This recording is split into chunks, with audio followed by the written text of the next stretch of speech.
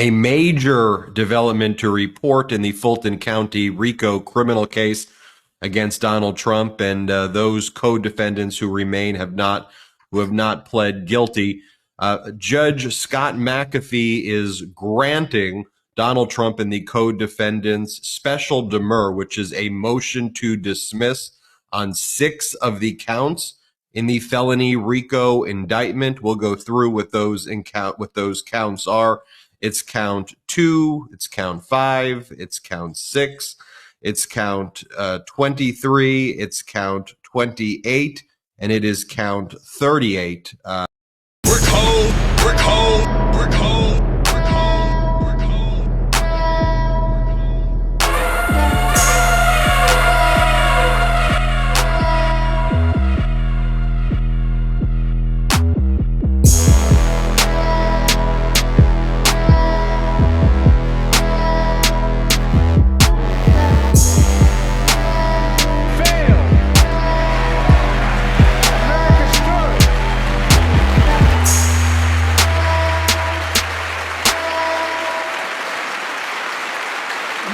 Stood strong and democracy prevailed.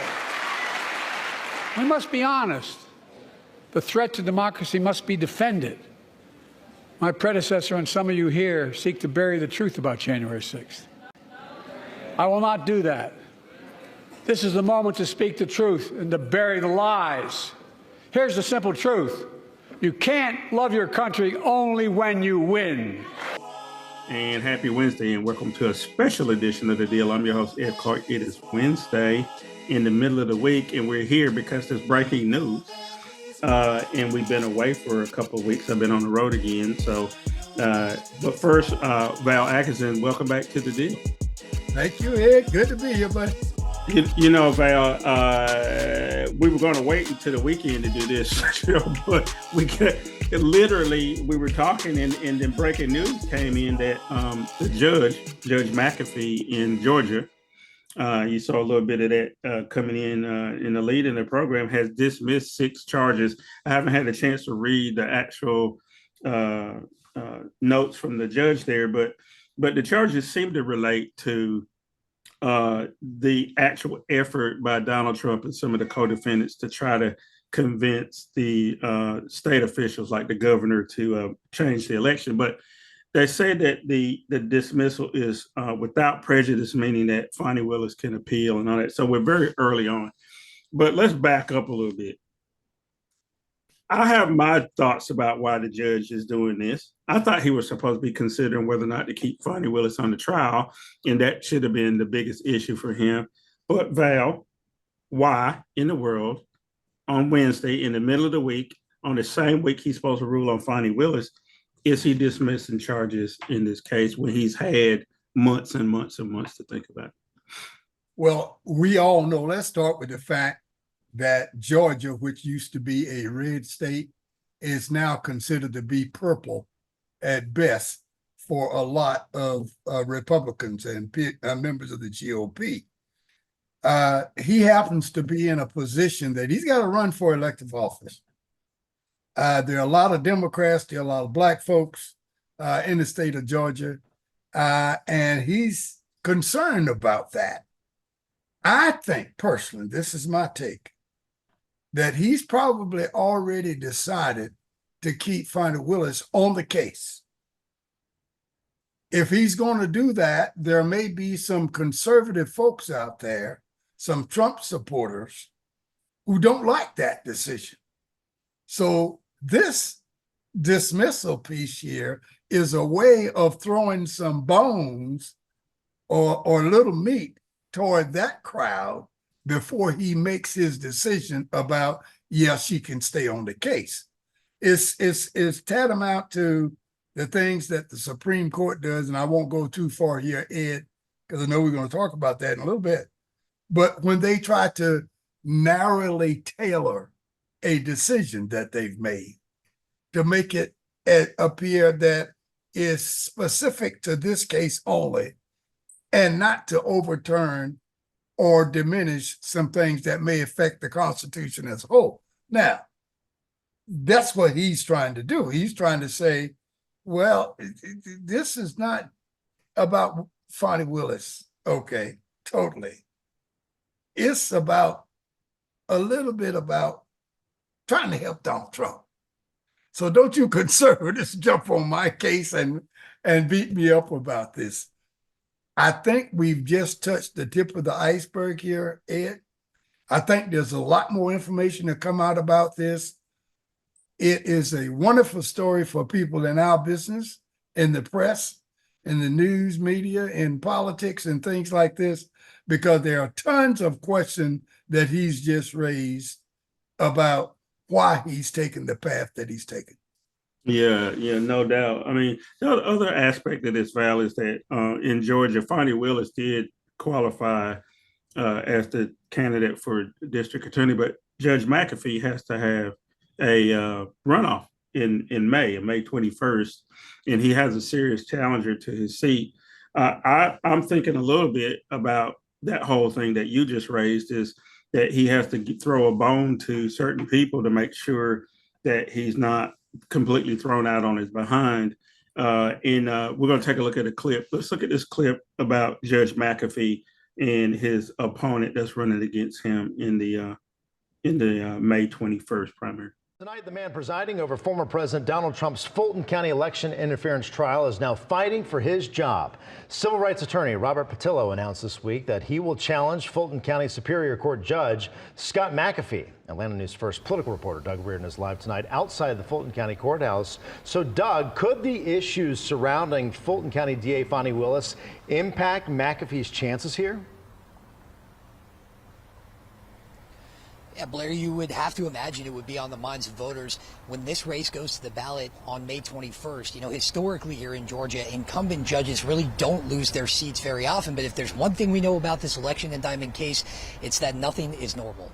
Pillow, a radio and TV commentator, in addition to his work as an attorney, bills himself as a conservative Democrat and says he's voted all over the political board. He was clear his run isn't just about getting McAfee off the election case. He has a great record. I have no aspersions cast against him. I just simply think I can do a better job in this position. So, Val, Judge McAfee has a number of problems to me. The judge gets assigned the way the judge gets assigned in all jurisdictions. But the case was a case that was heard before a grand jury.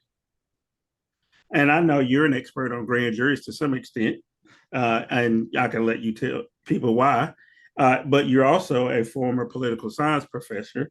I think that there's a confluence here of politics and the law. So we talked a little bit about the politics already. I need for you to tell me about the law.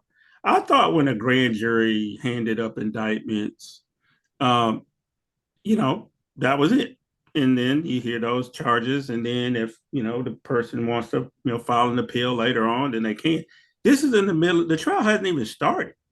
And one of the things that I did see is that Judge McAfee said, well, they won't have enough time to get their stuff together related to these specific charges. Again, I thought the grand jury was the grand jury. What can you tell me about grand jury proceedings, as much as you can say, and how does he square, dismissing what the grand jury handed up in an indictment? I have got to start by saying, Ed, I don't know. I'm like you. I was of the opinion that once the grand jury made an indictment, it went through the normal process that anybody who's indicted goes through. And without the benefit of appeal, I was unaware how a specific judge, not in the appellate process, could, without being asked, go in and make an appeal on a case that the grand jury has already decided.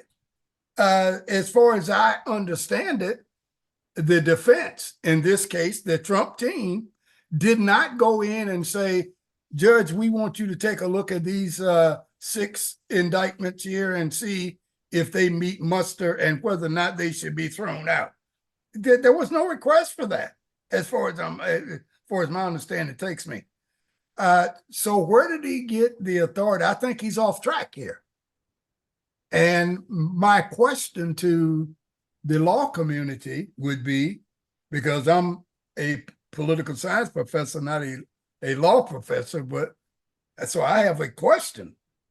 Is there an appellate process on the judge's part on what he's done here?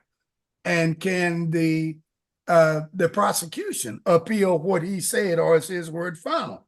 So that's why I said in the beginning that this thing is far from being over about those cases. But I think we should not be distracted from the main issue we're dealing with here. People want to know, inquiring minds want to know, what is your decision on what you were asked to decide in the beginning? And I know they say that it'll be decided by Friday, and today's Wednesday. What is your decision on that? Can Fonnie Willis stay without having to deal with the other 6 issues that you're claiming should be thrown out? Or must she and her chief counsel go? Decide on that, because that's what everybody wants you to do, not to comb through the case as a whole, deciding what indictment should stand and which one should not. And so we are waiting, Ed. I'm waiting with bated breath, just like everybody else. There's a lot more to come. There are a lot more shoes to drop in this. Yeah, I want to remind you, you're listening to The Deal, special midweek edition of The Deal, because the judge in the Donald Trump RICO case has dismissed some charges, which completely caught us off guard. So we felt like we needed to go ahead and do a program, since we also had been away. I've been on the road again, Val, and as I've been traveling around the country, one of the things that strikes me is that the race has been decided definitely for who the nominees are. It's going to be Joe Biden and Donald Trump, without a question. Both of them clinched the nomination. Nikki Haley took her bow last week. She went on through Super Tuesday, but realized that there was no way she was going to get the nomination. I think the next part of this is whether or not Donald Trump continues to survive some of these legal cases. We know that the trial in New York is going to go ahead. The judge says, full board, full stop. There's no reason to delay this anymore. Trump can't keep hiding. We know that also in New York, the judge says start to pay up. You got to post bond, whatever, on all those cases where you owe all this money.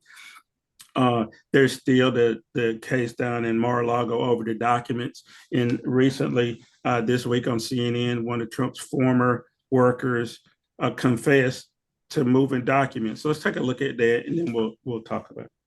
You are Trump employee number 5. You're a central witness in the classified documents investigation. Why are you speaking out publicly with your story now? Well, I mean, it's been almost a year since FBI agents showed up at my house when my wife was at home. And, over the course of the last year, emotionally, it's been a roller coaster. A couple weeks ago, Judge Cannon says she's going to release the names of the witnesses. You go from highs and lows in this. And instead of just waiting for it to just come out, I think it's better that I get to at least say what happened than it coming out in the news, people calling me like crazy. I'd rather just get it out there. And, the hope is at least I can move on with my life and get over this. So, Val, person number 5, yeah, in the case down in Florida, who said that he's talking because he realizes that Donald Trump is trying to out people and his life is going to be in danger. So he figured he'd get out in front of this. But he said Walt Nauta asked him to move documents. And he also overheard conversations to delete video of them moving documents and that kind of thing. But Judge Cannon, who is another judge I have serious concerns about in the case in Florida, has been shilling for Donald Trump. What the hell, Val? So We still got all these cases brewing, but Donald Trump still easily sailed to victory in the primaries. Does this primary win for Trump mean anything at all in terms of the general election, other than the fact he's going to be on the ballot? Because the Supreme Court also said states can't kick him off the ballot. So, I mean, is it just the faithful that went out and voted for Trump, and then there's some hope that he's starting to fray with the rest of the Republicans, and just that it's going to be a tough race, but Trump's damaged enough from all these legal cases, or is he, like he said back in 2016, that he could shoot somebody on Fifth Avenue? Let me start with the shooting on Fifth Avenue. I think that's where we are. That's how you enter this conversation here, because the rank and file of the Republican Party now has gotten to a point that they need to jettison Donald Trump. And one of the ways that could happen is to let him run for office, and that's where the Supreme Court comes in on this Colorado decision, to let him go ahead and run for office. And it doesn't matter if he wins or loses. If he wins, the Republicans got the power that they seek. If he loses, they lose Donald Trump. They don't have to ever worry about him again. He's gone. They can get their party back. They can start doing things like sane people do. So they'll do whatever it takes to keep going down this path and let him run, let him let his future be decided by the people, and take whatever decision comes along and go with that and gain their party back. That's what they want to do. Now, this whole mess here that we got going right now about whether or not the Republican Party will survive having Donald Trump anointed as the nominee so early on, I think the Republican Party is in good shape right now, because they're going to finally get rid of this albatross named Donald Trump, one way or the other. And they can't wait till it happens. Now, I think that the question that is to be begged here, Ed, and we're going to talk about it in a minute, is there more people beginning to leave the House of Representatives because they can't take it anymore. Now, if they do that in mass, if 2 or 3 more leave, then they no longer have a majority. And my fraternity brother, Akeem Jeffries, may become Speaker of the House of Representatives. That's the thing that's worrying them to death over here, more so than a lot of other things. So they want to sort of get back to the point where all of these superfluous notions about ifs, ands, and buts are not discussed. Let's get back to the presidential election. Let's calm things down in the House. Let's get past November the 3rd, and let's make things happen and get rid of Donald Trump finally. Yeah, that's where they are. Yeah. Well, you know what? I hear some music in my ear, so we're going to take a break. When we come back, I do want to talk about the House, because we live in North Carolina, Val, and we're going to give the Republicans 4 seats probably in the House to go back towards whether or not they keep a majority or not. But I also want to talk about the most dangerous man probably running in any election, especially for Governor Mark Robinson, who's running in North Carolina. So stay right there. We'll be right back after this message. Hi, my name is Sherelle James, and I am CEO and co-owner of My Local CFO. We provide outsourced fractional CFO services, and what that means is that as a business owner, you are good at what you do, but sometimes not so good when it comes to the numbers. And so we handle that for you. We help you understand what your numbers are saying so that you can make better strategic decisions, as well as help you budget and forecast so you know where you're going for the future. So the client experience here at My Local CFO, from the time they call us or they walk through our door asking us about the services that we have, is a family-oriented one that we want them to be at ease and relaxed, because we know when you're dealing with your finances, that's a stressful place. My local CFO cared. They would always answer my phone calls, be there when I needed, and it was a feeling that I had with that company. My local CFO fits a niche that's in today's small business climate. People need good accounting, but they don't need full-time accountants. My local CFO, financial solutions for a stronger future. Welcome back to our second segment of the deal. I'm your host, Ed Clark. It's a Wednesday in the middle of March. Ides of March. Julius Caesar got stabbed, I think, something like that. And we just got stabbed, Val. Some charges were dropped against Donald Trump. Judge McAfee gave us the shank and threw everybody for a loop. We hope that by Friday, Fani Willis is still on the case, though.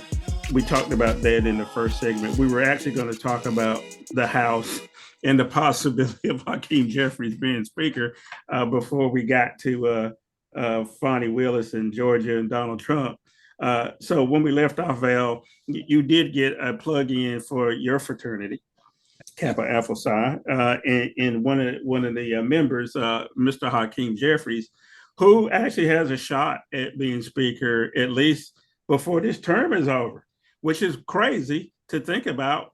Now, the Republicans always had a very slim lead, Val, and they had to keep people around like Mr. Santos from New York, and now what's happening? People like McCarthy have even left, and more people are leaving. And I mean, I'm talking about before the terms expired, and so which may mean that they don't have a majority, and if only one person, because they haven't changed the rules, can say, hey, we need to vote on Speaker again, and Mr. Johnson is gone as Speaker. What is the possibility, really, of that happening? I think they're down to 2 votes now. Is that right, Val? Maybe 1, 2. And you know, anything could happen. And then here's the second part of it. And I know we talk about North Carolina a lot because we live here. But when the general election comes, I was looking at these ballots for the past primary, and here a lot of contests. There was no Democrat running as an incumbent. Wiley Nickel, you see his picture there, was a congressperson. Jeff Jackson was a congressperson. Kathy Manning was a congressperson, and none of them ran again, Val. You see their faces there. None of them ran again. Right. And they didn't because they were gerrymandered out. There was no way they could win. So the Republicans could claim at least 3, maybe 4 seats back in North Carolina, which, again, you know, is going to keep this damn near 50-50. What do you think the chances are? What do you predict the numbers to be in the North Carolina delegation by the time we get the Wednesday after Election Day in November? My best guess, Ed, is 10-4. I believe that the first district is a definite district that Democrats will hold on to. The first, the second, the 12th, and of course, there's a possibility if we are talking about the 13th and 14th as possibility that we could rise to 5. But if we lose one of those, the 13th or 14th, that would be the 4th that I think we'll end up with. But at any rate, that's a long way from 7-7 where we are. And it's all because of gerrymandering. And we talked in a previous show about gerrymandering being the kryptonite to democracy. And people need to look no further than North Carolina to see the truth in that. The two cannot set horses, folks. You can't have democracy and gerrymandering. It never was intended to be that way. The only thing that gerrymandering does is to ensure minority rule. And minority rule is the antithesis of democracy. You can't have it that way. And we need to do something about that sooner rather than later. North Carolina is a place to start, but it's happening all over the country. North Carolina is a good place to start. We've got to take this back. And the way to do it is making people accountable for the votes they cast. I'm talking about regular citizens. Somehow making them accountable for the votes they cast in these real tough districts where they've been highly gerrymandered, making them more accountable. How do you do that? Well, you got to understand that these are the people that are our butchers, our bakers, our candlestick makers. They teach our kids. They coach our kids in sports and in parks and rec. They are our next door neighbors. Make them accountable. I know too many people, Ed, who say, I like my neighbor across the street, Bill, and you know, he's a Carolina fan like I am, and this, that, and the other. But we don't talk about religion or politics because I don't want to get on a bad foot with him. Well, you need to talk about politics with him. You need to ask him why he's voting for someone who means his child no goodwill, why he's putting his child at risk by allowing guns in schools, why he's allowing people to be accosted on the street with stop and frisk, why he's allowing jails to be overrun with people of color. Talk to him about those kind of things. Make him uncomfortable. And that's why I said make them accountable. And I don't think this approach has been taken by too many people. We go after the candidates. We go after the issues. But the candidates and issues don't mean anything unless you have the voters to pull the lever for that guy. I mean, he's the real guy. Go after the voter, which means making people feel uncomfortable supporting Trumpism, the brand of conservatism that's going on in the GOP right now. Make them feel uncomfortable with doing that.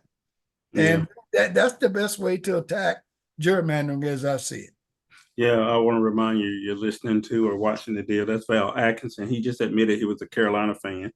And we have it on tape, so there's no way we can get around that. If you happen to be watching this, he has on a Duke shirt, which is indicative of the fact that he is conflicted and he knows better because he did admit he was a Carolina fan. But that I digress. The ACC tournament is also going on right now, so I had to get a dig in there. But you know, Val, you know, you bring up some interesting points here about your neighbors and stuff. And one of the problems we've had in North Carolina is people being honest about, you know, who they are.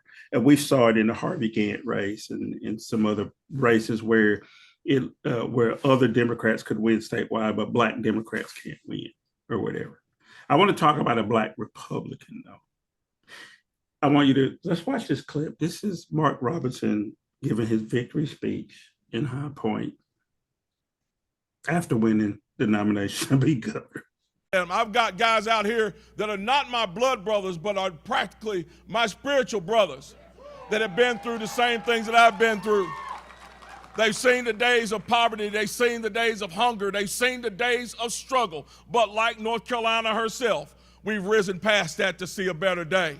And we stand here on this stage now, ready to move forward, ready to system, removing agendas from the classroom and getting back to classical education, reading, writing, and mathematics, civics, history, and all those things that teach our children how to be great citizens of this constitutional republic.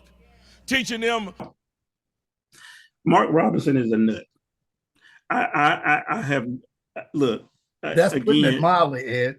I tell you, I don't care what you do for your church stuff or whatever, blah, blah, blah. He is a self-hating Negro.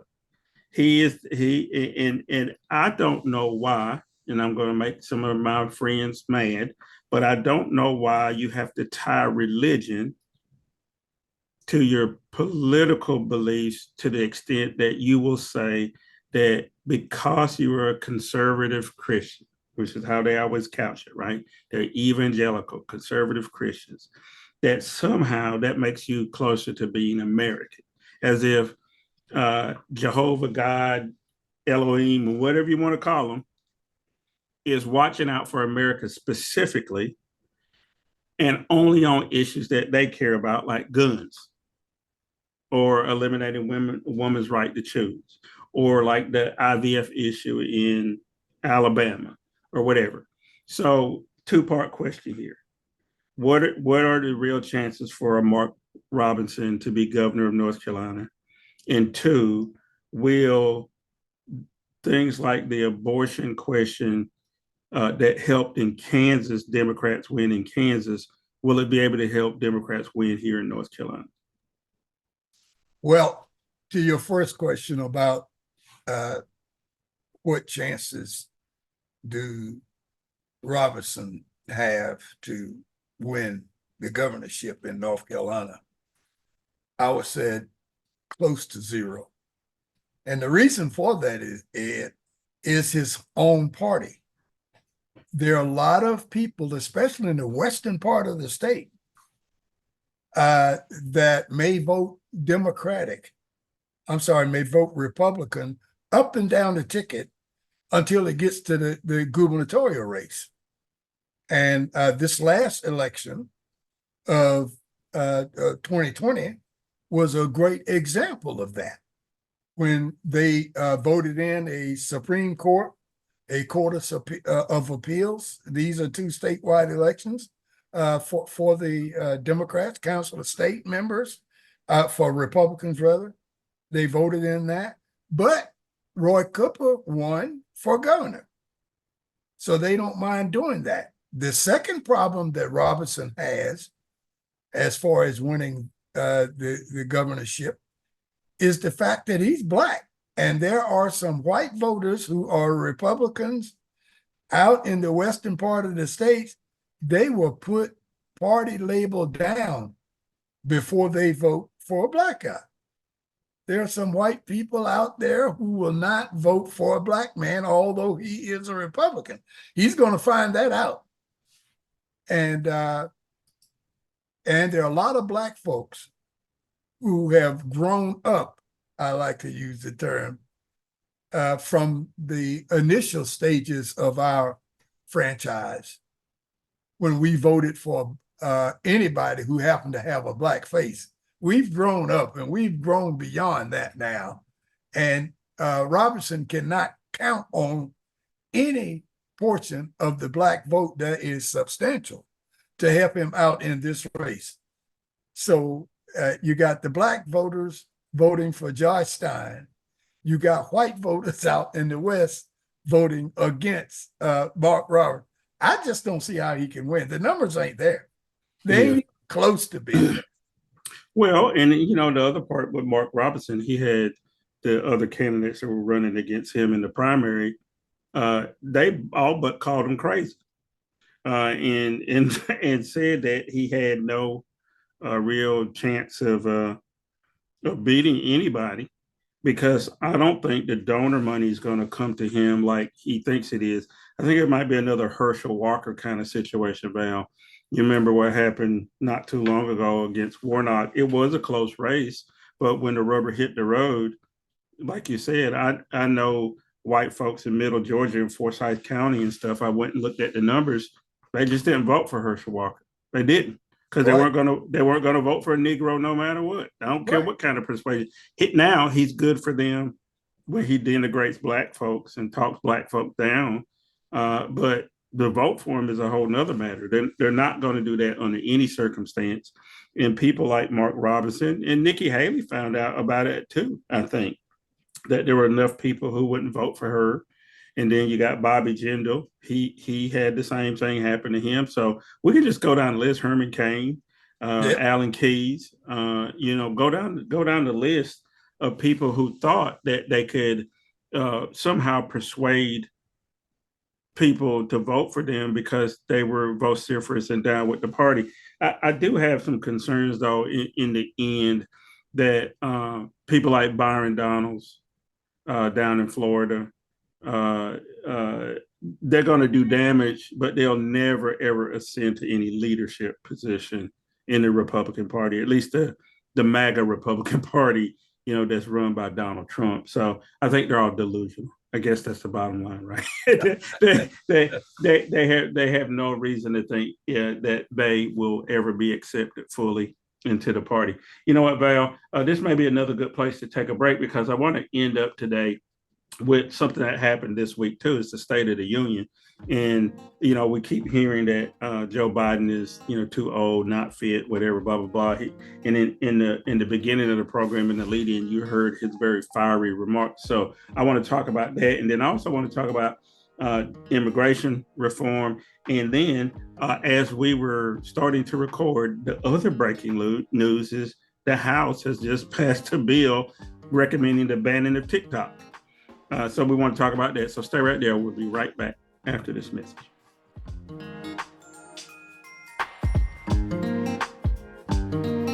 Look, I'm not a young guy. That's no secret. But here's the deal. I understand how to get things done for the American people. I led the country through the COVID crisis. Today, we have the strongest economy in the world. I passed a law that lowers prescription drug prices, caps insulin at $35 a month for seniors. For 4 years, Donald Trump tried to pass an infrastructure law, and he failed. I got it done. Now we're rebuilding America. I passed the biggest law in history to combat climate change because our future depends on it. Donald Trump took away the freedom of women to choose. I'm determined to make Roe v. Wade the law of the land again. Donald Trump believes the job of the president is to take care of Donald Trump. I believe the job of the president is to fight for you, the American people. And that's what I'm doing. I'm Joe Biden, and I approve this message. Can we do one more take? Look, I'm very young, energetic, and handsome. What the hell am I doing this for? It's saving seniors money. It's saving taxpayers money. We cut the federal deficit by $160 billion. Because Medicare will no longer have to pay those exorbitant prices to Big Pharma. This year, Medicare is negotiating lower prices for some of the costliest drugs on the market that treat everything from heart disease to arthritis. It's now time to go further and give Medicare the power to negotiate lower prices for 500 different drugs over the next decade. And welcome back to our third and final segment of the deal. I'm your host, Ed Clark. It's a Wednesday. Val Atkinson is here. On the lead-in, you saw a clip about the State of the Union. President Joe Biden was pretty fiery. He had a lot to say. Of course, the Republicans have lost all decorum and don't know how to behave. They started that back with Barack Obama heckling and speaking out of turn and just being disruptive as they have become accustomed to. But Val, the saw from the Republicans have been that Joe Biden is a doddering old man, or either he's a mob boss that controls everything, or somewhere in between, right? But he's not fit. The State of the Union address, I think, addressed a lot of that. He was in command, I think, of the room. He took on them as he needed to, but at the same time, he had a message that his presidency has been successful, in that bring it on. I'm ready to fight. And in the clip, we saw him say that, hey, you people try to overthrow the government. You don't believe in democracy. Tell me you do believe in democracy. Show me by not supporting the guy who tried to overthrow democracy. So first, tell me what your assessment of the State of the Union speech was. And does it move the needle at all in terms of all this negative talk about Joe Biden's capabilities? I thought it was highly successful, and I think he ended up starting and ended on a very positive note. I think he went a long way dispelling the notion that he was too old for the job. Time has passed him by. He lost a step, and there was no more giddy up in his stride.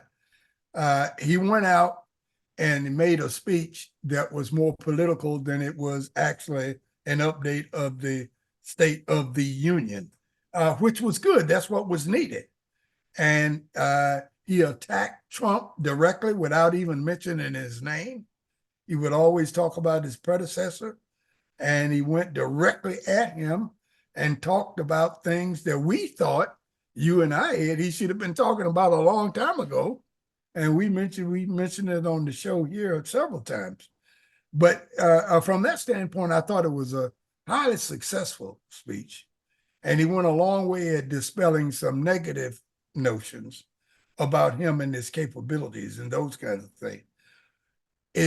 If I were to give a grade to him, I'd give him a B plus, a strong B plus, and which is good based on where he was. It wasn't an A, but it was the next best thing to it. And I think this should be looked upon as a step in the right direction. Now, over the next couple of months or so, he's got to have a plan to feed off of this success that was made at the State of the Union. You just can't ride this horse into November. It doesn't have the legs to go that far, okay? So you've got to take this happenstance and move forward with it towards something else. But overall, I thought he did a great job. It was what was needed at the particular time.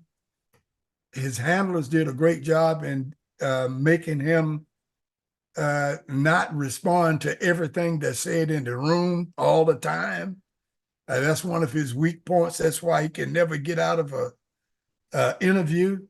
He thinks he's got to stop and answer every question that's posed to him, and you know how that goes. But his handlers obviously are doing a better job at pointing out some of his weaknesses and working with him on that and coming up with a plan so that he doesn't continue those. He's not perfect at it. He still does it from time to time. But overall, I give him a very, very high grade on it. Yeah, you're right about that. His demeanor normally in interviews and stuff, he's not good at exiting, right? Right. But that's nothing new. I mean, that's been his whole 40, 50-year career, is that he doesn't know how to disengage with folks, and he'll say too much. He also has a stutter. We know about his physical limitations on in terms of speaking, period.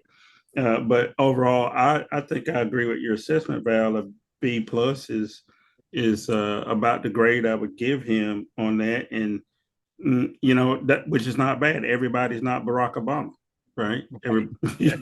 So everybody's not Bill Clinton when it comes to command of a room and being able to speak.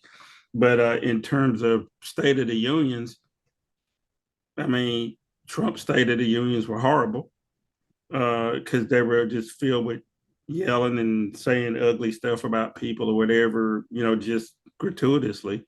George Bush, neither of the Bushes were good orators. None of their State of the Unions are memorable, except for maybe, you know, one where George W. Bush gave one of, you know, during the whole thing with the 9/11, and he was riding high. And so anything he said, people would have applauded for, you know? So, so here's the last piece. I'm going to give you $100 million, and you're going to run the Biden campaign. So put on your campaign advisory hat here, Val. How do you run Joe Biden? What if you're in the room and you're talking to all these consultants? What's your next move in terms? Because we're in the middle of the presidential election for real now. What do you do next? Well, first of all, I want to set a clear path. I don't want there to be any misunderstanding. And I want everybody to know, regardless of what your job is, I want everybody to know that this is not a race about persuasion. This is a race about turnout. This is a race about getting those who already agree with you to the poll. not to get those who may not know you and tell them you got to tell them how great you are, or get those who don't like you and convince them to like you. Now, this is not about persuasion. This is going to be about turnout. And every dollar that I got, every dollar of that 100 million you just gave me, needs to be first and foremost directed toward that end, about turnout. And I'm going to hire some people that specializes in that.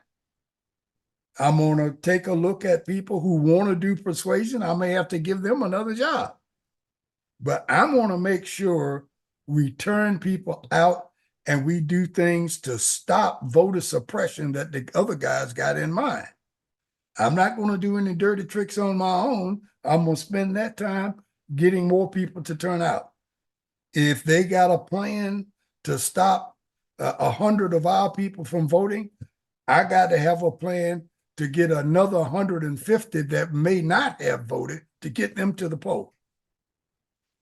That's what I would do with that $100 million you just gave me, Ed, and thank you so much. Well, anything I can do to help. So if you're with the Biden campaign, Val Atkinson is available. And he's willing to, for $100 million, help you out. I just negotiated your fee there, but but here's the real thing before we run out of time here. So Biden did good to dispel this whole age thing. The economy is good. So we talk about this all the time, but you can't go out and say, oh, the economy is great, you should vote for me, because people are not going to respond to that. One thing they have been responding to, at least had been up until the last few weeks, was this whole notion that we were being overrun by immigrants, that the southern border is a problem. So all these caravans go down there and then they don't see anything. All these politicians go down there and stand at the thing. Even Trump and Biden went on the same day a couple of weeks ago, and they stand down there. I mean, a lot of people are coming, but we're not overrun. Talk to me real quick about this immigration thing. Will it have a negative impact on Joe Biden's chances? And aren't we just seeing the cynicalness of politicians anyway? Because the Republicans had a full majority in the House and Senate and the White House, and they never introduced any immigration legislation. So what role is immigration going to play in the upcoming election, if any? Well, if you let the persuasion people, if you leave them in charge, they're going to argue point by point why Joe Biden's strategy is better and all of the bad things that Trump did and da-da-da-da-da. And that, like I said to your answer about the 100 million, we don't need to go there. You need to take those guys and give them another job. And you need to turn out more people. I think the whole thing that Biden is doing right now is enough. In other words, go to the border, do some things, enact policies and that kind of thing, have people to tell the general listening public what you've done, move on to another subject. But once you get into explaining and defending, you're losing. That's what the people in persuasion don't understand, and they never will, is that the optics of explaining and defending is losing, is that you're losing and you're afraid. And you're trying to convince people that it ain't as bad as it seems, or the other guy is terrible, or he's worse. And well, why are you trying to do that? It's because you're losing. Save that air, save that breath, and start talking about voter turnout, getting people to the poll, and get off of that persuasion kick. That's what I think he needs to handle immigration. Don't forget about it and don't run away from it, but do enough. Show what you're doing and make sure you're doing it in the right communities. Have it to work for you. When you do something, go to the people that's going to be affected by this, the Latino community and those kinds of things. In Arizona, which is a swing state, going to Mexico, other places. Wisconsin. Talk about it in that light. so that you don't forget about your real main issue of voter turnout. Mm-hmm. And don't slip back into persuasion because it sounds like a sexy thing to talk about, or it sounds like an argument you could win, or something that don't. And that's what we've been doing too much of. We get into points that we think, oh, they are terribly wrong on this. Let's talk about it. Yeah, we take we the can bait. win this. Let's go get them on this, you know. And next thing you know, we're into a persuasion argument, and we're losing. Yeah. Well, you know, there's two other things I want to talk about real quick before we run out of time. One is TikTok, which I know if you've been on TikTok, Val is all over TikTok doing his videos, him working out in the gym. Yeah. No, Val, the reason why I bring it up is that's one of the issues that's getting voted on the House floor today, and not immigration. They have a hearing yesterday with a special counsel Hurd, who they were going to use to try to make Joe Biden look bad, and it backfired on them. They had the hearings with Hunter Biden where they didn't want him to testify in public. That backfired on them. You know, the House is completely dysfunctional, Val. And whether or not you think TikTok should be banned or not, I don't know. I mean, I work in the technology space. I've barely been on TikTok since it's been on. I don't get it. And I think it may be a function of my age, right? That I don't understand why anybody would want to watch a 30-second video of somebody doing something stupid. But hey, maybe it's me. Last point here before we leave. Is there any hope at all that this House will learn anything? These House Republicans will learn anything from the experiment of being the MAGA party? Will they go back to being the Republican Party after they're able to jettison Donald Trump? Because I think that's really what we're headed towards. It. Once he loses this time, he can't come back again. There's no way.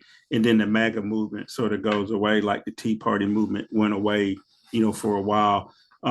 Is that where we're headed? That the MAGA movement is going to completely implode and go away, and then maybe we can get back to a semblance of a reasonable House of Representatives and Senate? I do think so, and I really, really hope so. and I think the Republican Party is going to benefit more so than they realize, because there are some stars out there, such as Liz Cheney, that have made a lot of Democratic friends since she's been there. And it's not going to be as difficult for some of these Cheney type Republicans to get Democratic support once they jettison Trump. And I am glad that enough of them don't realize this yet, because the Republicans that come away from the Trumpism is going to be a stronger opponent for Democrats, because Democrats have seen anything that is against Trump may be all right, that I can accept. You know, the enemy of my enemy is my friend kind of concept. Sure. So Republicans are going to be stronger once they get rid of this, but they've got to go through this first. And it's a kind of piece where they're caught between the devil and the deep blue sea. They know to oppose Trump at any level for anything is political suicide, is death for them, because without Trump's base supporting you, if you're a Republican, it's difficult, if not impossible, to win. Yeah. In a general election, and definitely impossible to win in a primary. No doubt. Hey, you know what, Val? We're running out of time here. So as always, I'm going to ask you anything we need to know about, anything you want us to be thinking about. I know this is a little weird in the middle of the week, and there's still shoes to drop in Georgia and everywhere else. But and then we got caught off guard with this, and that's why we're on here today anyway. So anything you want us to be thinking about? Well, I hope we'll have to come back on within the next few days to to give some people some positive news about what's going on in Georgia and other places. But that's about it for me, other than the fact that my manuscript and everything is at the publisher. I've done all I needed to do. And again, we should be hearing from them shortly about where, when we're going to start advertising and when you'll be able to pick up copies and the whole lot. So I'm excited about that. And I've even set a date for me to start working on my 5th book. And I won't tell anybody what the title is or anything or when I'm going to start. I'll just say it's no time soon, because I'm taking a little hiatus and taking a little break now from the writing and the researching. But I've got all my thought processes together, and I know where my research is going to take me. So I'm feeling pretty good about that right now. So that's what happens when you don't have a job. You get time to write and stuff like that. Anyway, well, folks, I'm glad you wasted an hour with us today. Like Val said, hopefully we can come back over the weekend and give everybody an update, if not by Monday of next week. And in the meantime, as I always ask you to, go out and do something good for somebody today, and I really do mean that. And we're going to keep our eyes on the news. And if we got to do a little short or something on Friday or in between, we'll be back. So make sure you tell your friends and family to subscribe on any of the platforms. You can always find us Facebook, Spotify, wherever, Anchor, wherever you can find your fine podcast. So we'll talk to you later. Bye.